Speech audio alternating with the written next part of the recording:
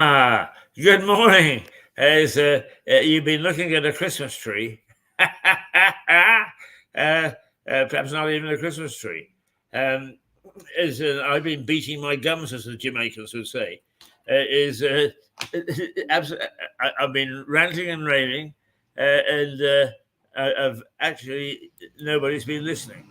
I'm not sure that anybody's listening. Yes, we know, and we want to thank you, those of you who are pretty. Ah,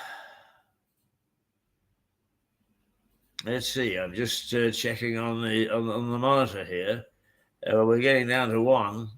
It says starting the broadcast. So you should be getting us in any minute now, any second now.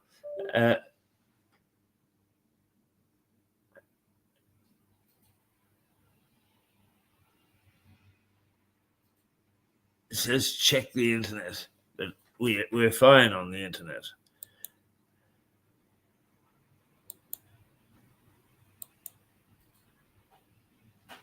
Yes, everything is fine. We're going out all right. We're going out. It's just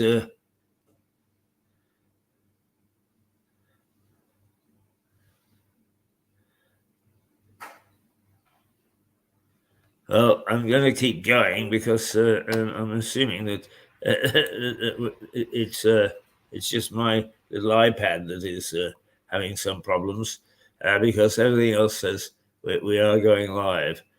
So live we shall go, and we shall carry on. So let me just recap because I started to talk about. The fact that we are coming to the end of a momentous year, although we've had 4 momentous years, and we rather think that the chief of staff was in early this morning, ahead of me, made the coffee. He's a good chief of staff. He's a lovely chief of staff.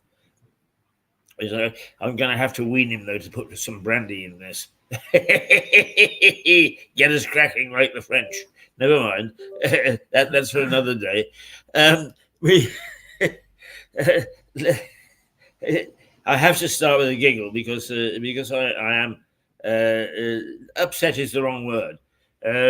I rant and I rave, but I don't actually get upset.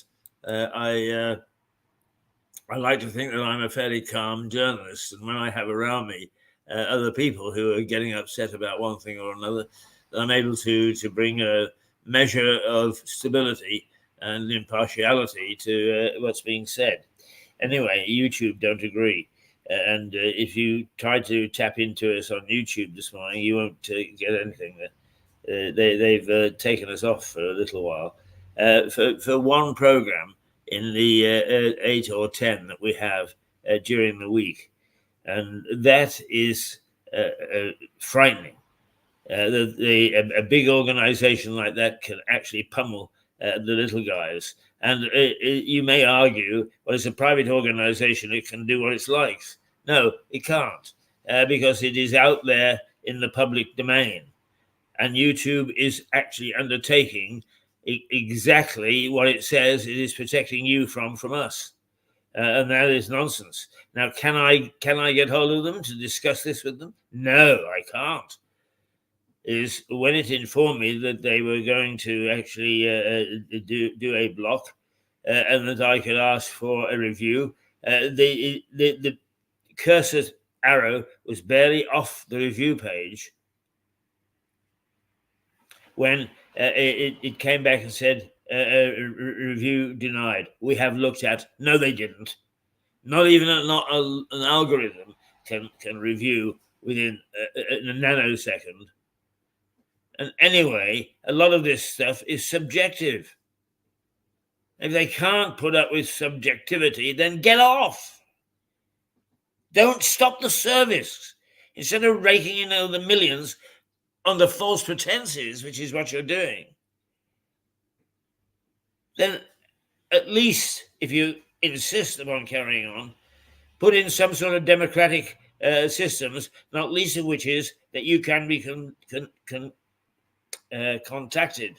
And I would say Rishi Sunak is under a lot of pressure at the moment, but I think this government has started to look at the power of the big internet companies. And if it's not looking at how they try to limit the ability of the little guy to object back to an objection, then they had better hurry up before, in fact, there is an explosion and the users take things into their own hands. That's the way that when organizations get too powerful, that becomes their Achilles heel. And that's when they indeed start to feel the wrath of the consumer. Not just YouTube, but a whole host of, and if they say, well, we're so big that we couldn't possibly deal with personal calls, then don't go into business. If your business model has got a weakness, don't just cover it up. Go back and look at your business model, look at your product, and play with it until you've got it right, and then come back and go into the marketplace. Important things must not be done on the run. Now, we're going to keep on with this theme because, frankly, it insults me, insults us, and any straight-thinking person who believes in freedom of speech, and freedom of the media particularly, should be concerned at something such as this existing. Okay, let's go and take a look at the papers. Right.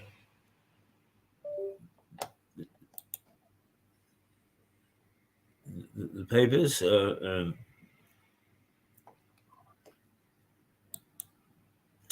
Newspaper headlines: Rwanda vote down to the wire amid standoff, and there's a picture of Rishi Sunak. No, that's the Tuesday's papers. Why aren't we getting? You see, this is where there is slapdash. I do exactly the same thing as a consumer each day to get into the newspaper, front page of the newspapers on the BBC. And today, I do exactly the same thing.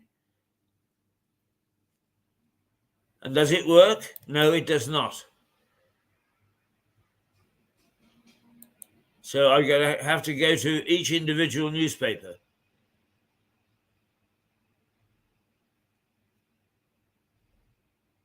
Which is a mishmash and doesn't tell you what is the important thing on the front page at all. In other words, it's a complete and utter mess. I thought that I was a mess. But I tell you,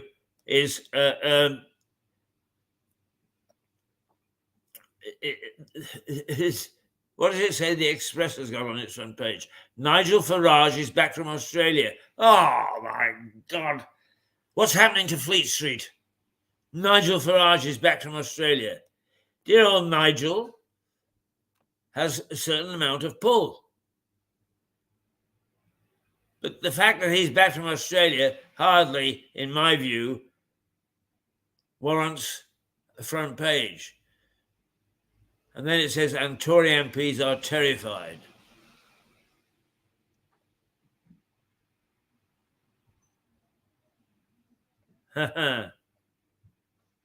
And then it all goes into compartments. I really find it David Hill, the Times believes the Prime Minister is facing a big rebellion from Conservatives on the right of the party, but is going to push on with the vote on the emergency legislation to underspin the scheme anyway. The paper says the vote will be a significant test of Rishi Sunak's authority. More than 40 MPs are threatening to vote against the bill or abstain, and are reported to want concessions on its wording, some of which they insist needs major surgery or replacing. Down to the wire is the Daily Mail's headline, with one senior Conservative telling the paper the vote is looking tight. The paper says Mr. Sunak is battling to stop a revolt which could not only derail his Rwanda policy, but even his government. Well, I'm not sure that losing Rishi's government would be such a bad thing, but I have to say I'm not sure because I have no particular feelings one way or the other.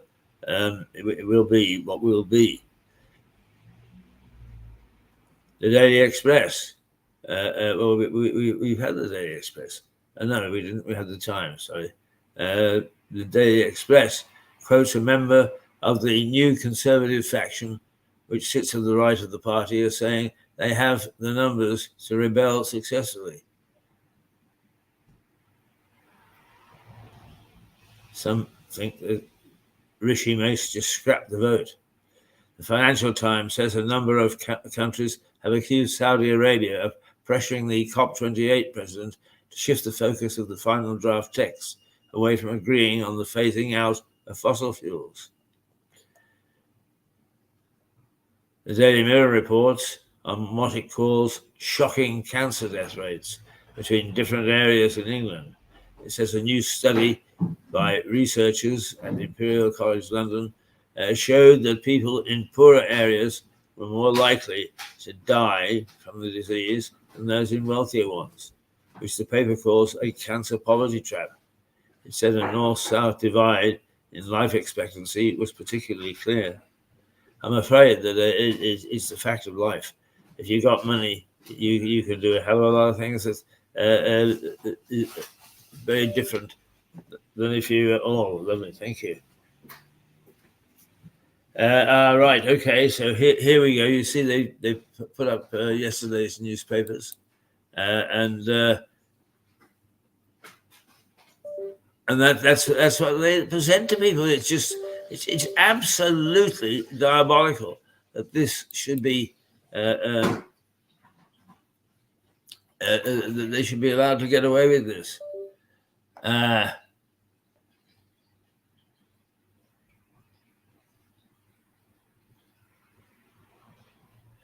Let's see, the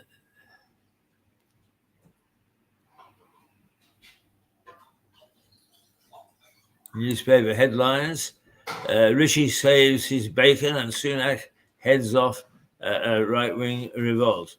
The Metro: Rishi saves his bacon, it says. Breakfast butties do the trick as Rwanda fight rebels fail, for now. The drama of the Commons vote on Rishi Sunak's Rwanda bill is reflected on most of Wednesday's front pages. The Prime Minister had a breakfast meeting with opponents of his proposals before the vote, and the Metro has a play on that gathering with the headline, Rishi saves his bacon. The PM's flagship bill passed its first Commons hurdle later on, but the paper says Mr. Sunak still faces a tough battle to get it through Parliament in the new year. Financial Times: Sunak heads off right-wing revolt to win the vote on Rwanda migration bill. Much the same. The Daily Mail: Sunak sees off the Tory Rwanda rebels for now. Nobody's very certain that this is going to last. The Daily Mail makes a similar point with its front page headlines of Sunak sees off Tory Rwanda for now, signalling that the issue has not gone away and the PM could face what it calls another debilitating rebellion in the new year. The Eye: Sunak survives Rwanda revolt to set up a New Year showdown with Tory rebels. The Guardian: Sunak avoids major rebellion over the Rwanda deportation bill for now. right? All much the same. The Daily Telegraph, Sunak faces down Rwanda rebels. The Times, is that the Times? Yeah. No, the Telegraph is quite supportive of the government at the moment.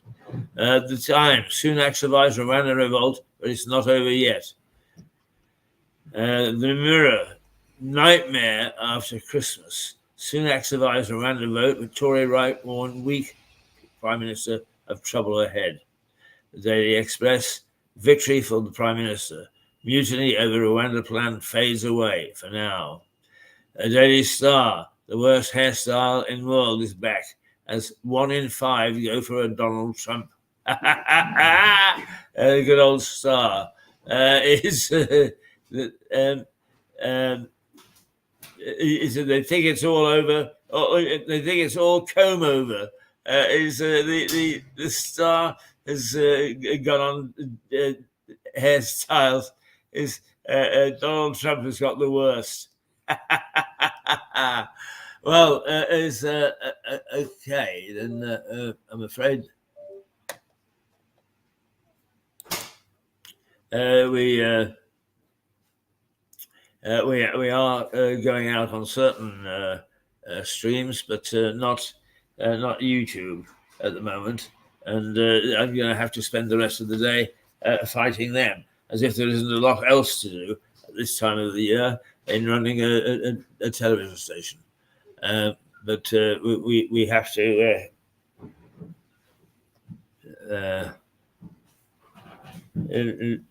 My watch says 30. The computer says 31. I'm not going to quibble over a minute. All right. What about the back pages? We sometimes don't pay much attention to them because not everybody is into sports.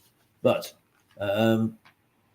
Manchester United 0, Bayern Munich 1. Oh, so it was. I keep on thinking that it's Monday, and it's not, of course. So it's European football, for which I find I don't have much appetite. Only the hardy really go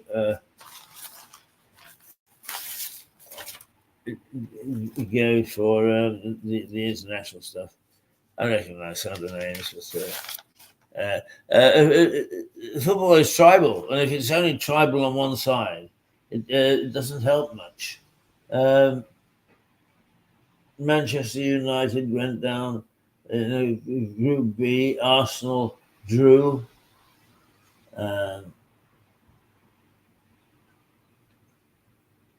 That's about it from last night.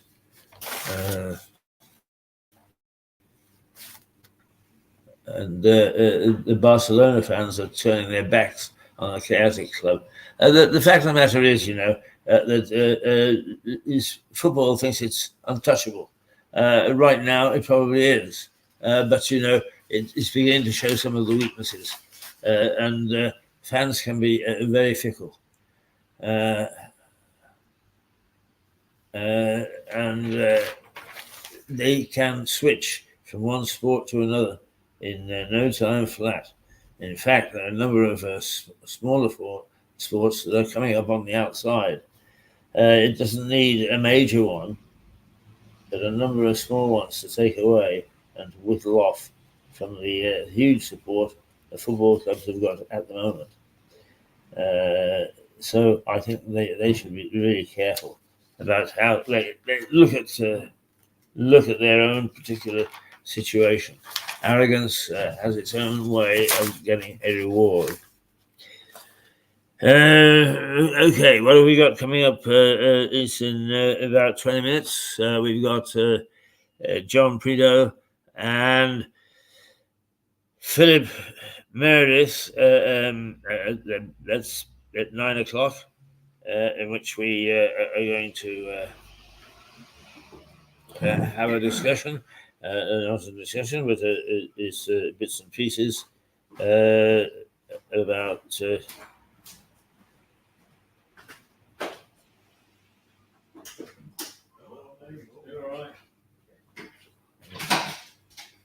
and we getting artificial intelligence under the telescope.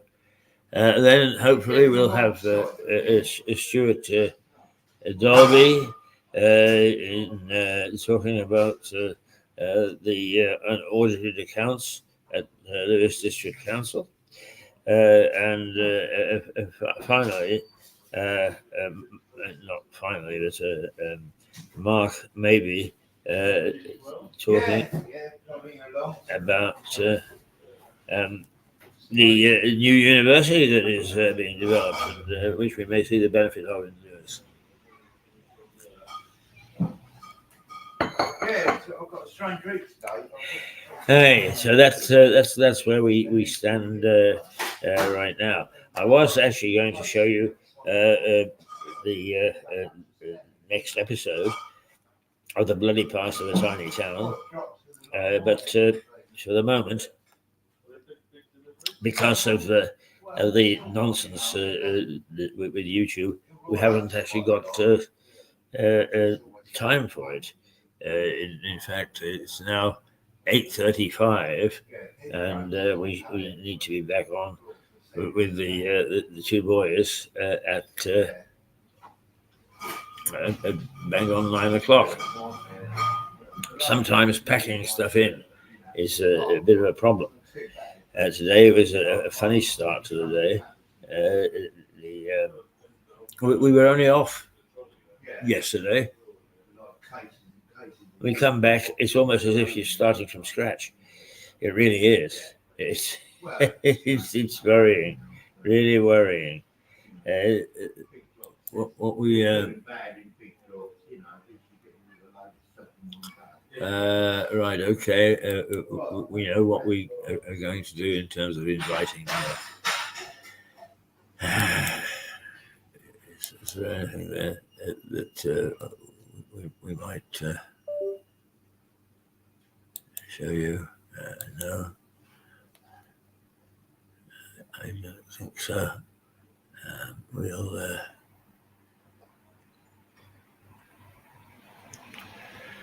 Oh dear. It's,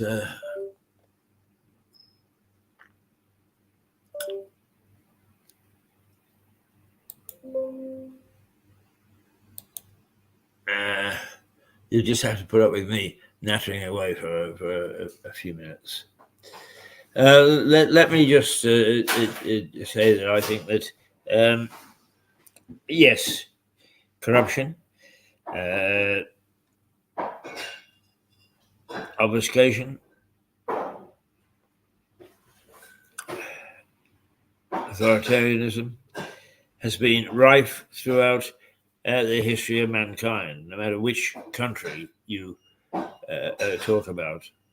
And actually, in some ways, we should be very proud in this country,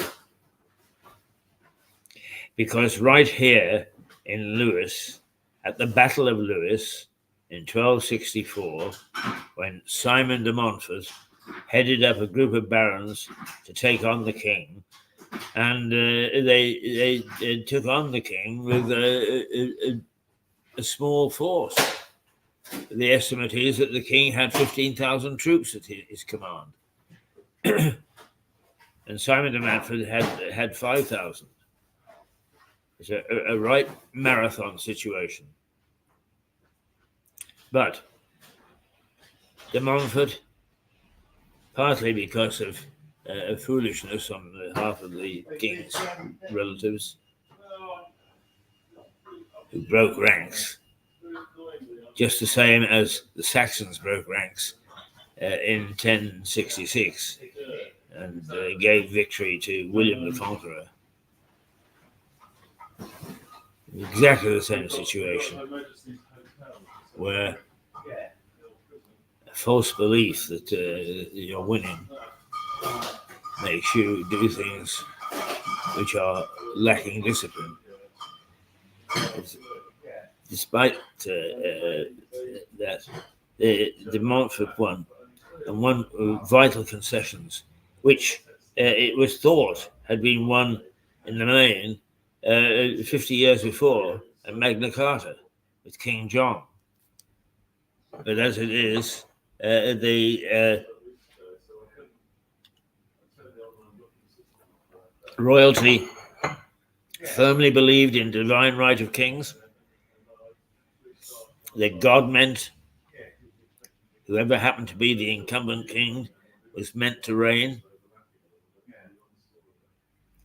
And as a consequence of that feeling, they just totally ignored the agreement that they made with Magna Carta.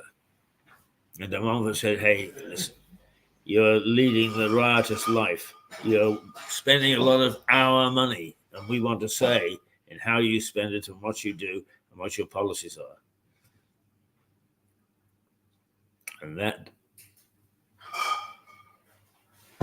is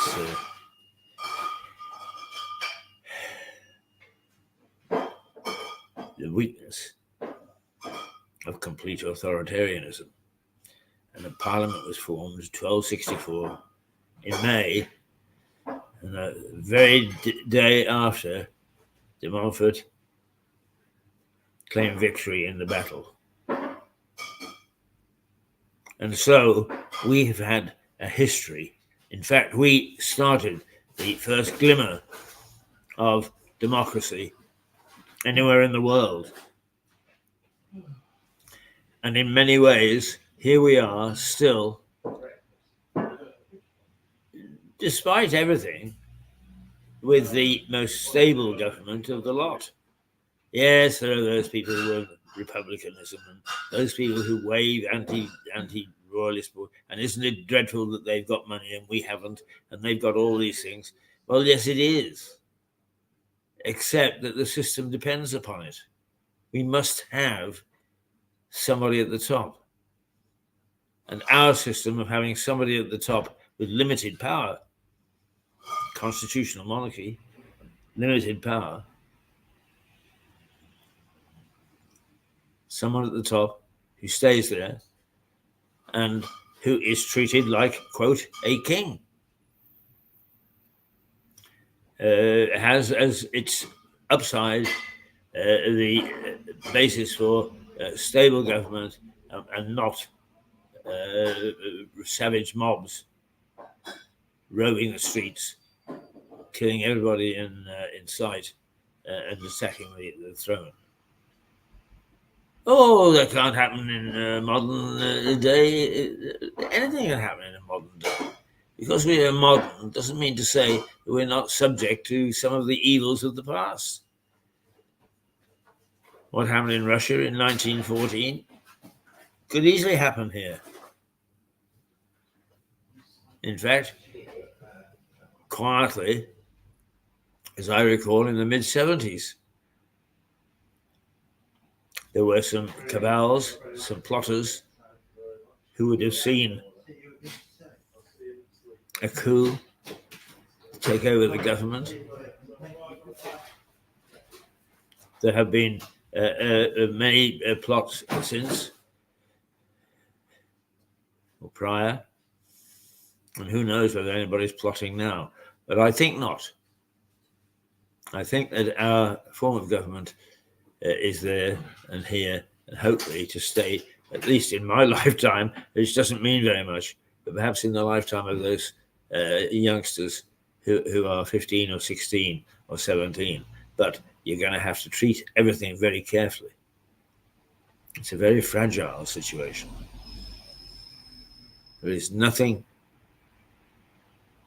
absolute about it, nothing certain, nothing that can't be changed. And perhaps we can help remind you about that.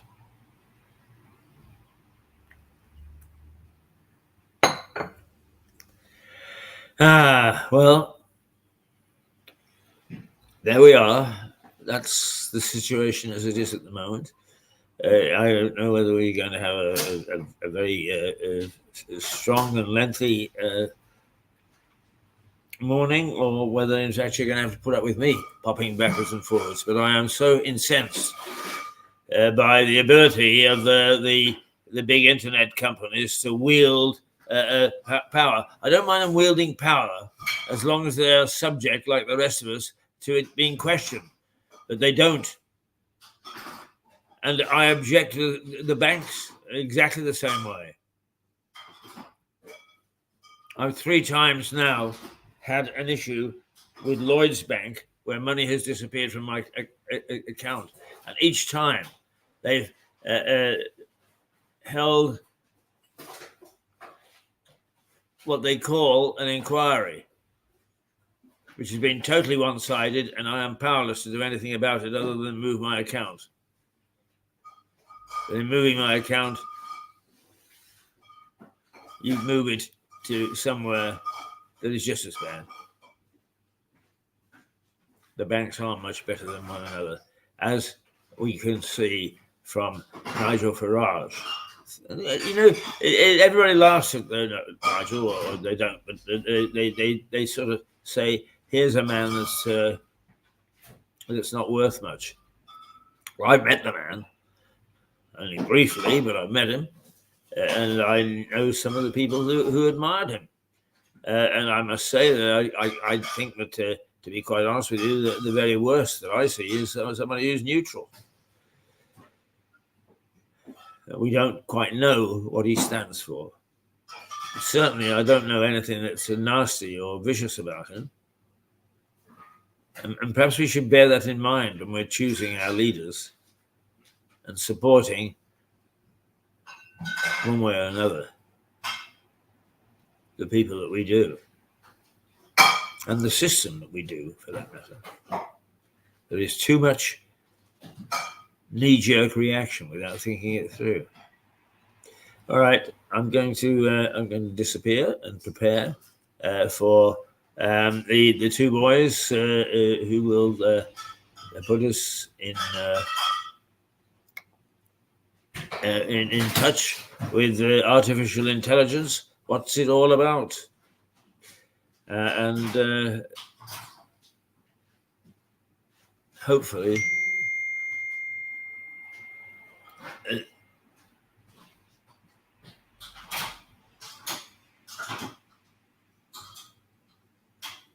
right, I've just had a word that there's I think Philip is not terribly well, but like a trooper, he says the show must go on, but he won't be particularly buoyant. But we, God bless him. We will go to them anyway, and we'll see what comes up. Remember, Mirador, for all its bluff and bluster and its yelling and screaming and stamping of feet, is only making a verbal contribution to the debate. We have no power to do anything else. We are tiny in comparison. We punch well above our weight, but that is not good enough to be able to say, oh dear, one of us is ill, bring in somebody else, bring in somebody else. We are thin on the ground. But thin on the ground does not mean that we are weak. We are not.